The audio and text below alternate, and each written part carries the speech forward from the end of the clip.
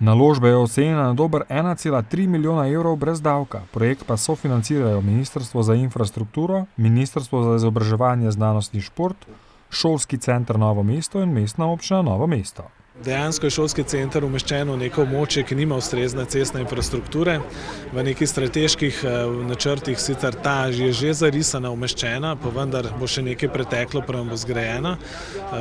Mi vemo, da je tudi kar nekaj dijakov že danes prihajalo z vlaki, in sicer do železniške postaje Kandija. Več kot 3/4 vseh naših udeležencev izobraževanja je vozačev.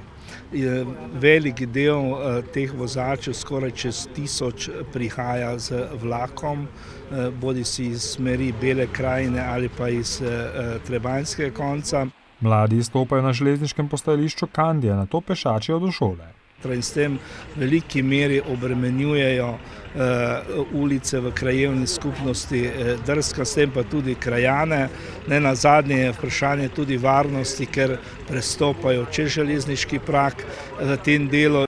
To bo zelo pomembna pridobitev ne le za dijake šolskega centra, ampak za celotno občino. Dela se morajo v teh dneh začeti, ker je izbran izvajalec, rok pa je nekaj mesečni in zdaj seveda je zelo odvisno od vremenskih razmer v zimskih mesecih. Eden ciljev naložbe je tudi na novem postajališču postaviti uporabniku prijaznejšo in modernejšo infrastrukturo.